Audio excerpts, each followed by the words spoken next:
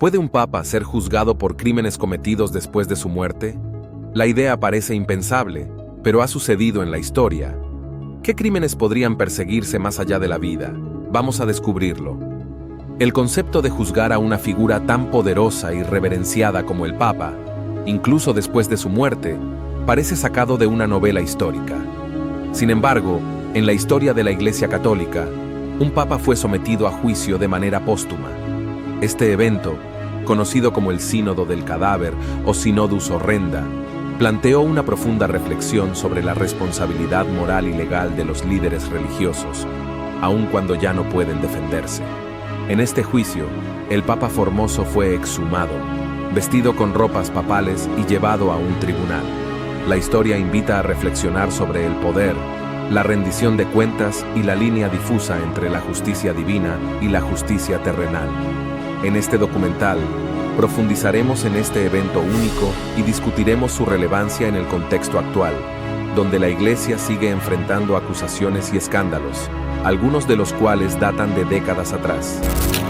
El Papa ha sido durante siglos una de las figuras más poderosas y veneradas en la historia de la humanidad, no solo como líder de la Iglesia Católica, sino también como una figura política y social de gran influencia. El título de Papa se remonta al siglo I después de Cristo, con la figura de San Pedro, considerado el primer papa por la tradición católica. Desde entonces, los papas han desempeñado un papel central en la historia europea, influyendo en decisiones políticas, guerras, reformas y, por supuesto, en la dirección de la Iglesia. Sin embargo, esta enorme influencia no ha estado exenta de controversias. A lo largo de los siglos, varios papas han sido acusados de corrupción, abuso de poder y, en algunos casos, crímenes atroces. El Papa Alejandro VI, quien gobernó entre 1492 y 1503, por ejemplo, es famoso por los escándalos de corrupción y nepotismo que marcaron su papado. Los papas durante la época medieval y el Renacimiento se enfrentaban a una complicada red de intrigas políticas y conflictos territoriales, y no siempre estaban por encima de las acusaciones de abuso. En este contexto, el caso del Papa Formoso es uno de los más insólitos y dramáticos. Formoso fue papa desde el año 890 y uno hasta su muerte en el año 896, un periodo marcado por intensos conflictos políticos dentro del Imperio Carolingio. Tras su muerte, su sucesor, el Papa Esteban VI, convocó lo que hoy conocemos como el Sínodo del Cadáver, en el mes de enero del año 897, donde el cadáver de Formoso fue desenterrado y puesto en juicio. Las razones detrás de este juicio fueron en gran parte políticas, ya que Formoso había sido acusado de usurpar el trono papal y de apoyar a un emperador rival, Arnulfo de Carintia. El Sínodo del Cadáver fue un evento grotesco. El cuerpo de Formoso fue vestido con sus ropas papales, sentado en un trono, y con la ayuda de un diácono que actuaba como su defensor, fue sometido a juicio. Durante el proceso, se le acusó de haber violado las leyes de la Iglesia, de ambicionar el poder papal de manera ilegítima y de haber realizado consagraciones inválidas como papa. Al final, Formoso fue declarado culpable. Su cadáver fue despojado de sus vestiduras papales, se le cortaron los 3 dedos con los que daba las bendiciones y, finalmente, fue arrojado al río Tíber. Este juicio, aunque fue motivado principalmente por disputas políticas, levantó importantes preguntas sobre la responsabilidad póstuma y la legitimidad de someter a juicio a una figura ya fallecida. La historia del Sínodo del Cadáver ha perdurado como uno de los episodios más sombríos y extraños de la historia papal. A lo largo de la historia, la Iglesia ha sido una institución poderosa, pero también ha sido el centro de grandes controversias. A pesar de su rol como guía espiritual, los papas, como figuras humanas, han estado involucrados en decisiones políticas que han traído consigo conflictos éticos y morales. El juicio de un papa muerto es solo un ejemplo de hasta dónde podían llegar las luchas de poder dentro de la Iglesia en tiempos de crisis. Este juicio también plantea preguntas relevantes en la actualidad. ¿Hasta qué punto puede ser responsable una figura religiosa por sus acciones pasadas?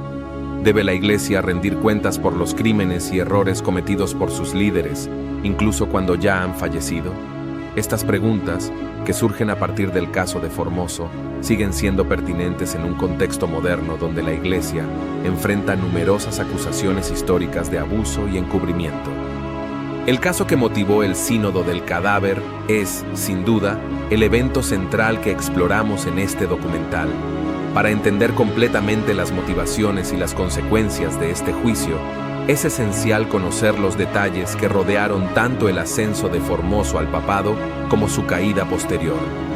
Formoso era originalmente obispo de la ciudad de Porto, una localidad cercana a Roma, y ya había desempeñado un papel clave en la política de la Iglesia antes de convertirse en papa. Había sido un firme defensor de la intervención de Arnulfo de Carintia, un rey del Sacro Imperio Romano, en los asuntos de Roma. Esta intervención fue vista con desagrado por algunos sectores de la Iglesia que favorecían a otro gobernante, Lamberto de Spoleto. El apoyo de Formoso a Arnulfo lo puso en conflicto directo con facciones dentro de Roma, lo que finalmente preparó el escenario para las acusaciones que se le presentarían después de su muerte. Tras la muerte de Formoso, Esteban VI, quien había sido cercano a la facción de Lamberto, asumió el papado. Los motivos de Esteban para desenterrar y enjuiciar a su predecesor no eran puramente doctrinales. En gran parte, respondían a las tensiones políticas entre las facciones rivales que apoyaban a Lamberto o a Arnulfo. El Sínodo del Cadáver se convirtió así en un espectáculo macabro con un trasfondo de poder y venganza política. El juicio comenzó con la exhumación del cuerpo de Formoso, que llevaba apenas unos meses enterrado. Su cadáver fue colocado en el trono papal, y aunque no podía defenderse, un diácono fue designado para hablar en su nombre. Las acusaciones se centraron en que Formoso había tomado el trono papal de manera ilegítima, ya que había sido obispo de otra diócesis antes de convertirse en papa, lo que técnicamente iba en contra de las reglas de la Iglesia de esa época. A lo largo del juicio, se leyó una lista de crímenes y violaciones eclesiásticas supuestamente cometidas por Formoso. Entre las más graves estaba la acusación de haber consagrado obispos y cardenales que no tenían derecho a sus cargos, lo que ponía en duda la legitimidad de los nombramientos que él había hecho durante su papado. Aunque estas acusaciones eran en gran medida una fachada para justificar un juicio político, el espectáculo mismo fue lo que más impactó a los presentes y, eventualmente, a la posteridad. Después del juicio, el veredicto fue claro: culpable. El cadáver de Formoso fue despojado de sus vestiduras papales y, en una especie de castigo simbólico, se le cortaron los dedos de la mano derecha con los que había dado las bendiciones. Finalmente, su cuerpo fue arrojado al río Tíber, una humillación final para un hombre que, en vida, había alcanzado una de las posiciones más elevadas dentro de la Iglesia. El destino de Esteban VI, sin embargo, fue igualmente trágico. Poco después del Sínodo del Cadáver, una revuelta popular estalló en Roma, en gran parte impulsada por la indignación ante el trato deshumanizante que había recibido el Papa Formoso. Esteban fue depuesto, encarcelado y finalmente estrangulado en su celda. El Sínodo del Cadáver fue anulado por sus sucesores, quienes rehabilitaron a Formoso y declararon inválido el juicio póstumo. Este episodio destaca no solo la ferocidad de las luchas internas dentro de la Iglesia en esa época, sino también el grado al que podían llegar las disputas políticas y personales. Pero más allá del morbo y la grotesca teatralidad de poner a un cadáver en juicio, el Sínodo del Cadáver plantea cuestiones importantes sobre la justicia, la legitimidad y la rendición de cuentas en la Iglesia. El Sínodo del Cadáver es un ejemplo extremo, pero no es el único caso de disputas después de la muerte dentro de la Iglesia. A lo largo de los siglos, ha habido otros papas y líderes religiosos cuyas decisiones y acciones han sido cuestionadas mucho después de su muerte. Esto plantea la pregunta: ¿debe la Iglesia permitir que los errores y crímenes del pasado queden sin respuesta, solo porque los responsables ya no están vivos para enfrentar las consecuencias? En el contexto contemporáneo, donde la Iglesia Católica sigue lidiando con escándalos de abuso y encubrimiento, la idea de responsabilizar a figuras históricas por sus crímenes sigue siendo un tema de debate. Aunque no podemos enjuiciar a los papas fallecidos de la misma manera que a Formoso, sigue habiendo una demanda de justicia por parte de las víctimas, quienes buscan que la Iglesia reconozca los errores del pasado y tome medidas para reparar el daño causado.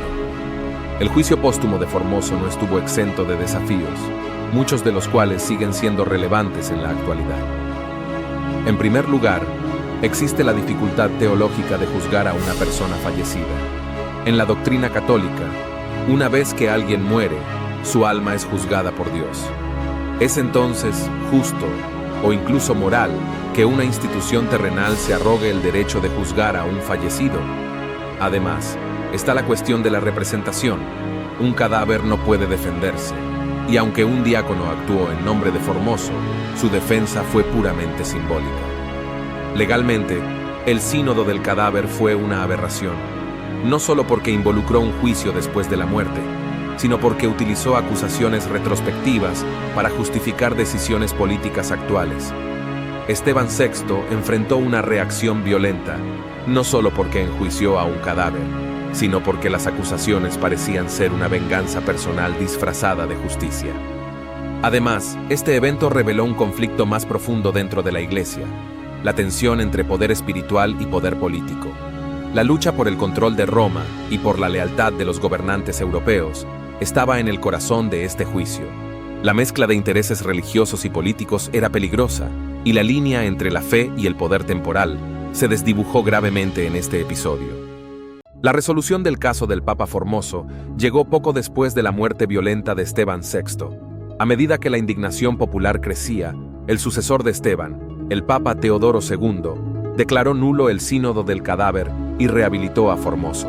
Aunque su cadáver había sido arrojado al río Tíber, fue recuperado por algunos seguidores y enterrado nuevamente con honores en la Basílica de San Pedro. Teodoro II y luego el Papa Juan IX, quien también condenó el juicio, intentaron restaurar la estabilidad dentro de la Iglesia y detener las revueltas que habían surgido en Roma. La anulación del sínodo del cadáver fue un reconocimiento tácito de que el juicio había sido una parodia de la justicia. Sin embargo, las cuestiones subyacentes que lo provocaron, las luchas de poder dentro de la Iglesia y entre la Iglesia y los gobernantes seculares, no desaparecieron. El papado continuó siendo una institución profundamente política, especialmente en el contexto del Sacro Imperio Romano, y las tensiones entre el poder espiritual y el poder temporal siguieron dominando la historia de la Iglesia durante siglos. En el contexto moderno, la resolución de este caso puede parecer absurda, pero plantea cuestiones importantes sobre cómo manejamos las acusaciones históricas contra figuras religiosas. La Iglesia Católica, en particular, ha enfrentado un escrutinio continuo en las últimas décadas por su manejo de los casos de abuso sexual, muchos de los cuales ocurrieron hace décadas o incluso siglos.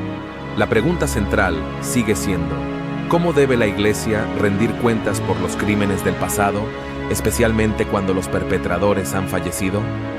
La anulación del juicio de Formoso puede verse como un precedente para las acciones de la Iglesia en tiempos más recientes.